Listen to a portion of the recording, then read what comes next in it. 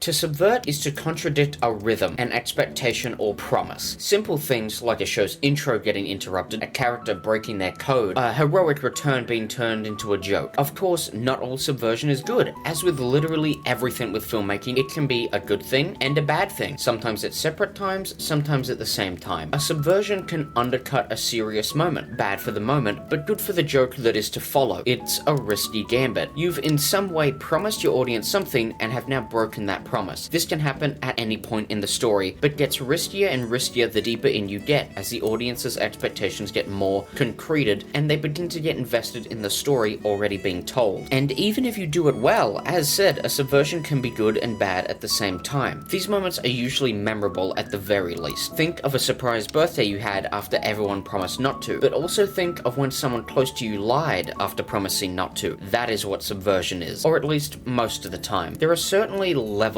to watching a film. You can watch a movie and just enjoy what's on the surface. The visuals and audio serenading you into the other world, to be led through it without question. This will have subversions feel more like a birthday party or a betrayal. But there's this other way to watch a film, to look at them more like machines, to get under the hood, to watch the creator's hands shift parts around and delicately stack topics and ideas. When viewing a movie like this, actively trying to be aware of the pacing, cinematography, and the other efforts to make it impactful, a subversion will feel more like getting your ankle snapped right at the end of a game of basketball. After this long battle with the creator, they finally won. After being aware of the story's structure, expecting the unexpected, knowing characters will change and oppose themselves, the creator of the art still gets one over you. It's absurdly engaging and instantly gets me back into being emotional and enjoying the film more from the outside, as a film and not a machine. That is, of course, the other purpose of subverting expectations, not letting the film nerds catch up or overtake the original creator. Alright, vaguely, the two big reasons to insert a subversion is to surprise, creating emotions and engagement, but also to boot the nerds out of your film's machinations. But getting more precise than that, specific things can be subverted in specific ways to get specific effect. You may subvert a character's morals to make their arc or a plot revelation more impactful. You may subvert the expected norms of a genre or medium to shock the audience, make them uneasy, or even help them to connect to a certain character or idea. But of course, the most well-known ideas are subverting story structures and setups to create shock and raw emotion that will then be quickly used for a large, memorable moment. A character getting a big power-up and then failing. A character set up to be a hero isn't a hero actually. So usually, if you want to get your audience into the story and onto unsure footing, making them malleable, curious, and more sponge-like in their viewing, you should be subverting their expectations in the very first moments. And of course, the only thing the audience will really know going into a new film is how it will look, genre, medium, and general tone. So that's what you'd have to be subverting for that effect. Excellent example being a familiar topic on this channel, the 2009 classic Coraline.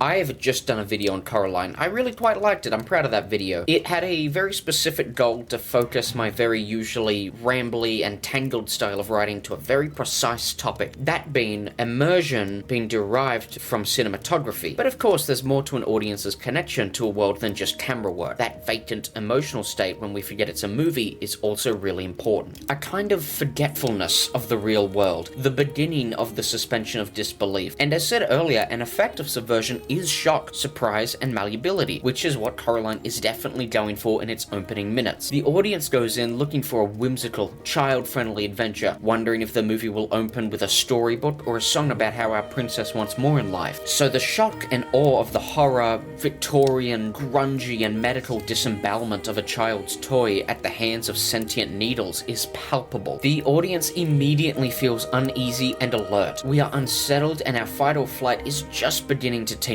The subversion of what we expect to such a large and alarming degree creates such a strong sense of immersion, the capacity for the film to feel real and affect the audience. This is because the shock, especially shock leaning towards horror, makes us emotional. It just does. And if a film can keep that momentum, it will keep us emotional and reactive to the visuals, the audio, keep us in that first stage of film watching I was talking about earlier. This is when a film can have a real effect on us, make us laugh, cry, introspect, learn, or anything else. So the actual opening of Coraline has an excellent sense of style. The disemboweling of the doll is shot in a very uncomfortable way, with needles nearly reaching the camera, feeling like a threat. Angles keep things out of view, and with the mixture of childish nursery rhymes, this subversion of what we expect and the actual visuals all come together to create a very uncanny, alarming experience. This is added onto, actually, in just a few moments, as we learn that the gory surgery we just experienced was actually of the main character, an unseen, unknown entity wants our protagonist dead and tortured, and their presence will loom over the opening act. This, of course, adds tension and some dramatic irony to keep the opening act interesting and engaging until the real plot can start up, but it also really helps us relate to Coraline. We are now in the same spot that she will be in very soon. We are aware that forces are acting against us, we just don't know what yet. And because the subversion made us frightened, uneasy, in the same way that it does to Coraline, it really aids in us loving her as a protagonist. The doll actually remains a consistent part of every scene, a genius way of subtly reminding us that there are machinations at work with the worst of intentions for our little hero. I would also like to add that we get even more value out of this excellently memorable opening when we meet some of the ghost characters later on, and if you've got the memory and eye for it, which you probably will due to the opening subversiveness, you will notice that one of the ghosts was actually the original doll. This entity is not messing around, we just met the last victim. The sense of dread that comes from us losing this dramatic irony is very interesting. The whole point of eliciting dramatic irony is to create tension, but the film instead releases that to create more of a character moment. As we are coming up to the emotional height of the film, Coraline cashes in its subversive opening one more time to further connect us to Coraline herself, where we now feel a lot more connected to her. We have had to feel how she has felt, scared, out of control, unsure of the future, but after the whole film, we're now on the same page, more confident, more knowledgeable. The audience and Coraline has gone on the same emotional journey due to this film's opening subversiveness. Coraline's opening is absolutely immaculate, immersing us, making us emotional, setting up a threat, and giving us a sense of dramatic irony that will last all the way until Act 2 closes up, where the film exchanges it to make our journey the same as Coraline's. Now, that method worked specifically because it was very early into the story and subverted the exterior of the film, but there are ways to subvert other things, like character arcs, story structure, and tropes to form a real sense of connection to our heroes, essentially acting as the ultimate final impact of an unseen story in a film, a tragedy, a failure, a negative arc.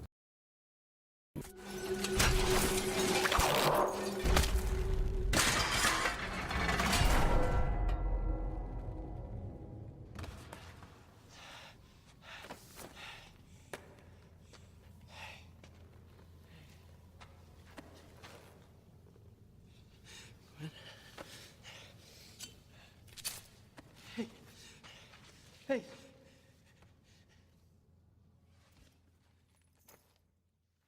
TASM 2 subverts its story structure to elicit impact and convey how our protagonist is feeling. Peter's ultimate failure after 2.5 hours of emotional turmoil, falling behind, losing, getting beaten down, and always getting back up, only to be hit with the one last destructive punch that no one could get back up from. Our hero has been at war with himself. He so desperately wants to be living two lives, but Spider-Man and Peter cannot coexist, nor can either disappear. The film sets up that Peter will have to make the right choice, or combine these two worlds in some way. This is seen when Gwen wants to help. Spider-Man declines it, and then she helps him defeat Electro. The combining of these two lives, Peter's friend helps Spider-Man, and then he has to choose between these two people. An old friend that only sees him as Spider-Man, and then someone who only sees him as Peter. So obviously it's time for Gwen's arc to complete the film. He'll save her, and she'll see him as both, and how important both parts of this person are.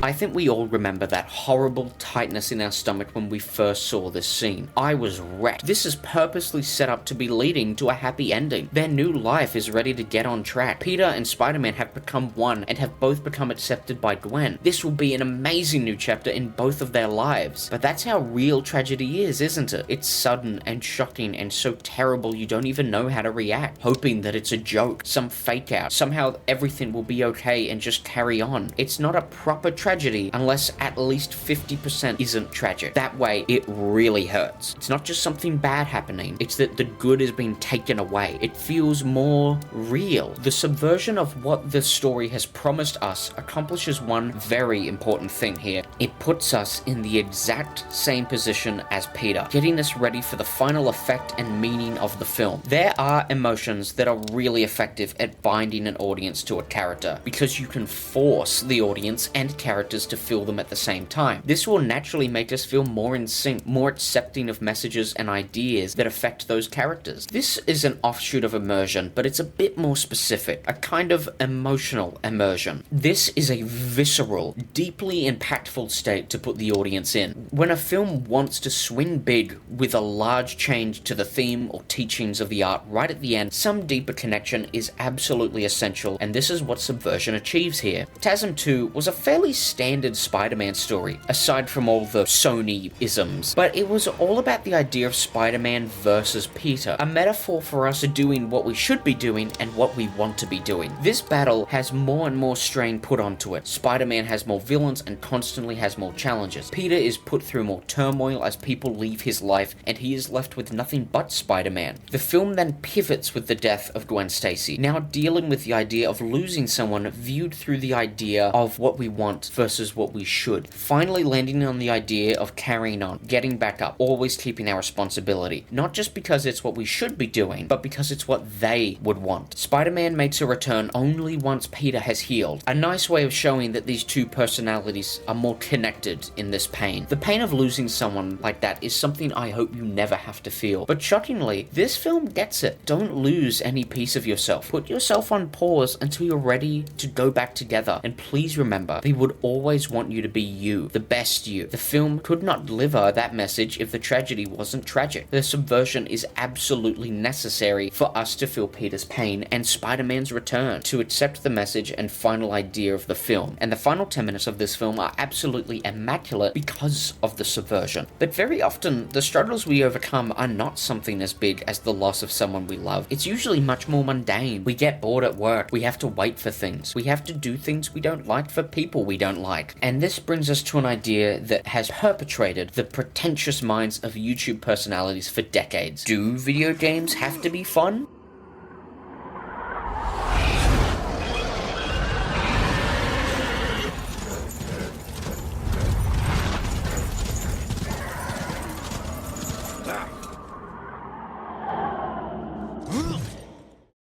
I am currently knee-deep in the production of a large, holistic video on Darksiders 2, and there's a section I wish I could have given more lip service to, but I really cannot delay it anymore and make it longer, so it's going here, and you're just gonna be okay with that. The Land of the Dead is a fascinating little piece of game design, subverting the conventions of the genre, replacing fast-paced, intricate, exhilarating combat, puzzle, and exploration with waiting, doing jobs for rude people, getting caught in bureaucracy, serving Edos and playing a pawn. Darksiders 2 creates a negative, relatable experience to then create a much more positive and impactful one. Very similar in effect and methodology to the TASM 2 subversion, Darksiders 2 aims to achieve a pivot of sorts. We leave the fantasy of a challenge, being to kill a big monster, to working a paper route to support someone else. In an effort to save our brother, we need to stomp down our ego, put aside what we want to do and the fantasies of it, to work, to be patient, to be bored and frustrated. Even little things like keys to doors are replaced with the need to rely on other people you don't like, and they keep you waiting. They frustrate you. This actually services the story in a few ways. Of course, death acting and doing essentially the same things that we have to do make him a lot more relatable. It makes his goal of helping his brother much more tangible and effective. It also aids in his character arc. His arc is all about him constantly not doing what he wants, and of course, he can say fighting big monsters is a pain, but to the audience, it's awesome. It's the whole point.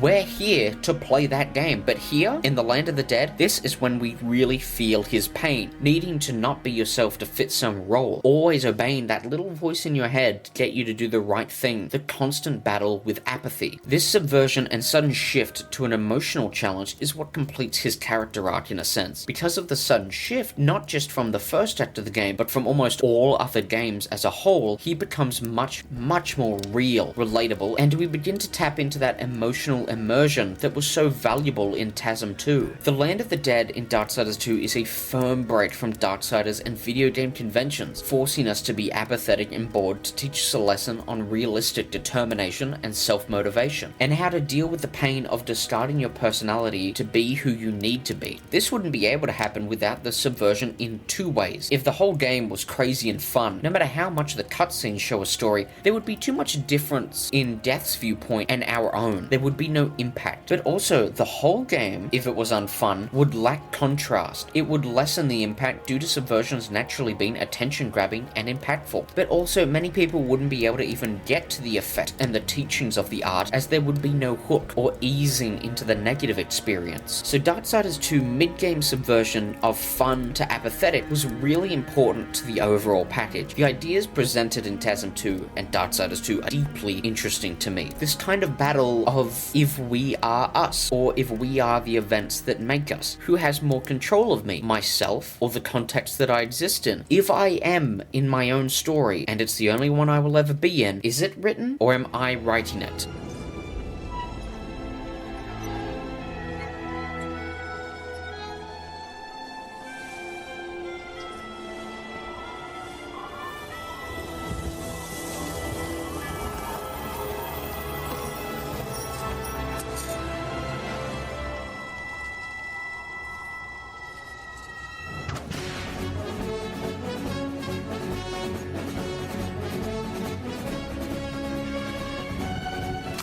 Rango might be the single most subversive thing ever. Everything from its animation style, to its teachings, to its meta-ness, to its musings on what makes us us. That last thing is what we'll be really zeroing in on. We've talked about subversions of conventions, genre, structure, and medium, but now we'll need to dissect the ethereal parts of an art piece. When something feels like it's leading you to a certain conclusion, a particular perspective, but then shifts to maybe show how foolish you were, or demonstrate both sides of the coin. Rango is a purposeful and obvious retelling of the classic Western. A sad man that's low in the world picks himself up and rises through a town while gunning down the villains, taking the law and his own life back. The story is about taking back control. Rango follows the framework extremely closely up until he loses to the outlaw of the movie rather than beating him, Rattlesnake Jake. Jake represents death in the film, the ultimate unbeatable evil that's always approaching. The journey Rango goes on immediately after being confronted by death aids in that interpretation.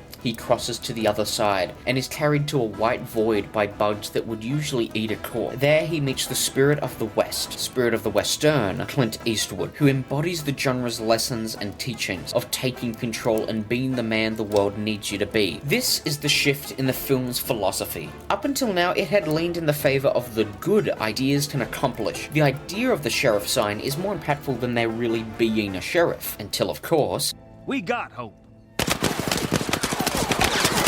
From that point on, all the way up until Rango makes it back to the town, the film tears down its own ideas. Ideas shift and change, as do the expectations of what they represent. Death is set and eternally the same, so Rango must set himself to match it, embody, internalize, and make manifest an idea so sternly that death would run from it. Rango makes an effort to subvert our expectations with its animation style, its referencing of the fourth wall, its art style, and storytelling. But the true trick it plays is making us think that it's also subverting the ideas of Westerns, only to then switch up in the third act and to follow tradition. What the world wants, what others want, doesn't matter. Be what you want, the film says. If you do want to protect your friends, then be a hero, but do not care what they think. If you want to build a town, then do it, but do not care what the world thinks. You are you, you always will be. It's your story and only yours, but you can change yourself. Just don't let anyone else do it for you. I appreciate what the film has to say, and it says it so well by essentially teaching a lesson and then subverting it, proving it wrong to teach another. Ideas have power, but so do you. Rango's close encounter with death opened his eyes to himself, and the idea that he can't just fit some role. He has to want to change to fit to this role. This idea was so deliberately and expertly given to the audience, it allows him to return as a new man, who is in control of not the world or other people, but himself. A man that represents what he wants to be, and isn't an idea. fire, a real physical force of ideology. By not caring about how he is seen or what is expected of him, he is able to dispel death from the town. I've been through a lot recently, and I found myself very uncomfortable with how little control we have on our own lives. Am I me, or am I just the end result of some long equation? I didn't choose the factors that made me and put me into my situation, but as silly as it is, through art like Rango, the leading of my mind down a dark path of giving up and then kicking me in the ass to not change, but